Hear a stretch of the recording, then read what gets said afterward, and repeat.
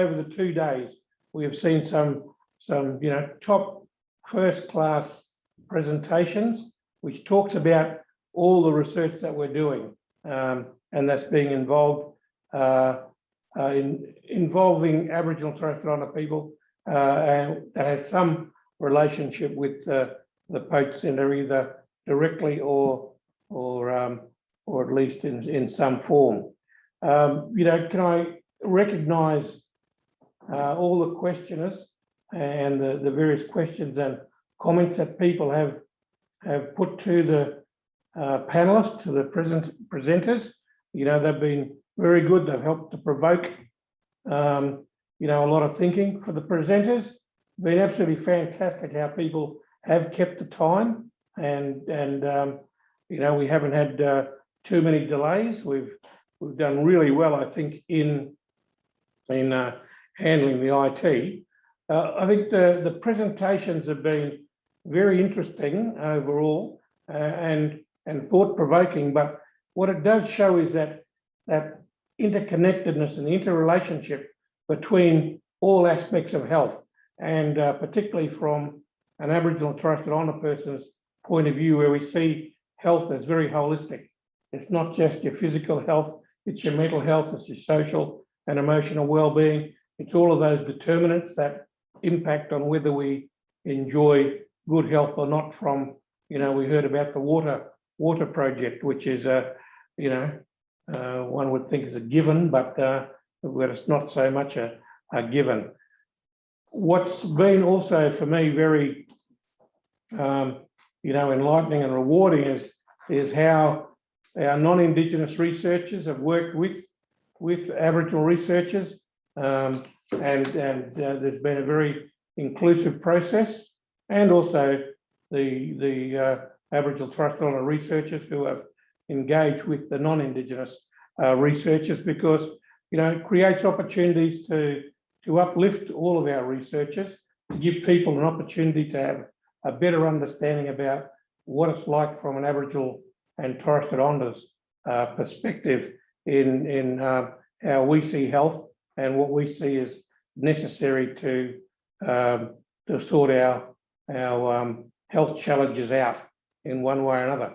It's been very holistic, from mental health to physical health to oral health to hearing. We talked about cancers and the screening. So we've covered off a very broad section of health. I wanted to just put a little plug in for those, because we're all in the research area, and if you haven't already seen it, but the MRFF new guidelines are out, and the priorities, and if you haven't seen them, you should have a look at them. I'm on the advisory board, the Australian Medical Research Advisory Board, that oversights this development.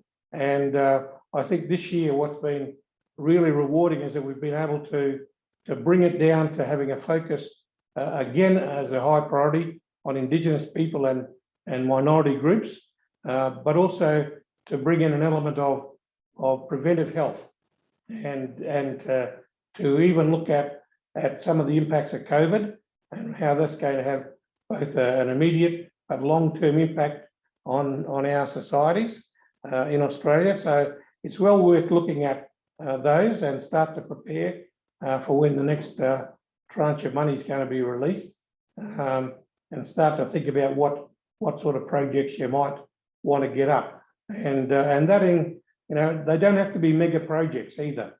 We can still do it, but we work closely with the NHMRC, and there'll be better synergies, I think, between both lots of research funding from those areas.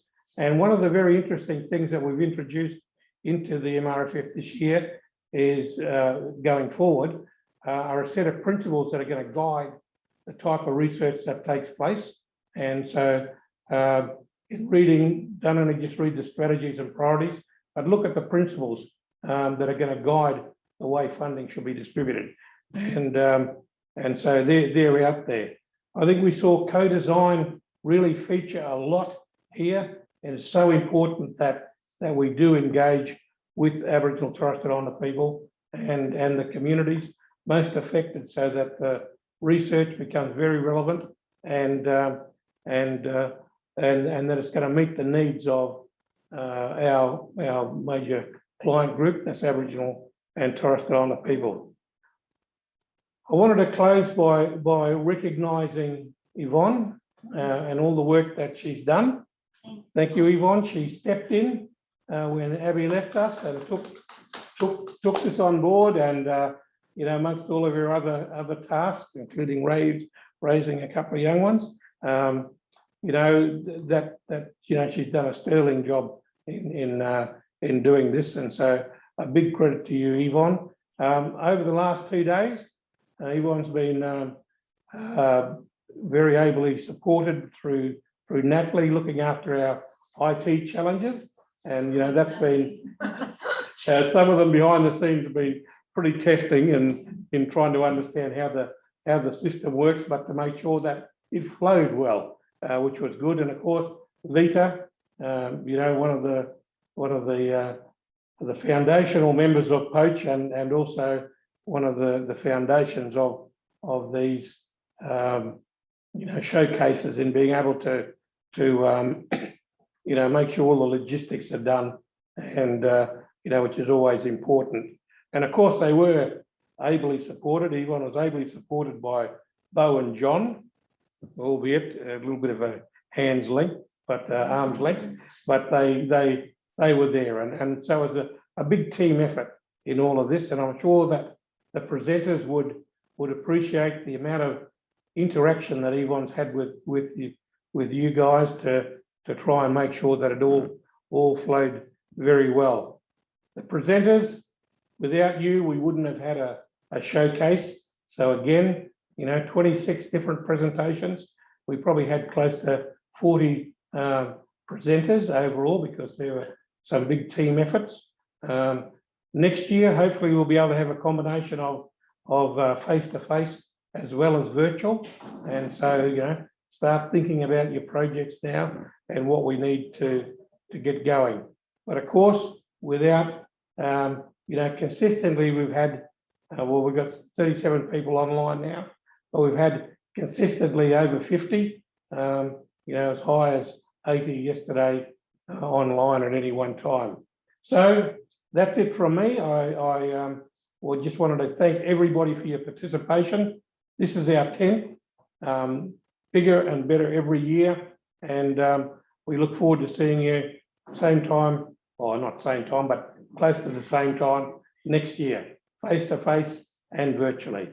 Stay safe, get vaccinated if you're not vaccinated, and we'll catch you around, and have a good break. I would just also like to say, just read John Skinner's comment, because I think it's important. A huge thanks to Professor Tom Calma AO for facilitating the showcase over the last 2 days. His insights and wisdom is amazing, and a great support for the Poche Centre at Sydney and nationally. And also a very big thanks to Yvonne for pulling the showcase together on top of all her other commitments. She has done a fantastic job. Thanks, John. Okay, last word, Yvonne. What do you want to say? Just thank you. Thanks, everyone. Okay, stay safe and catch you next year. All right, bye for now.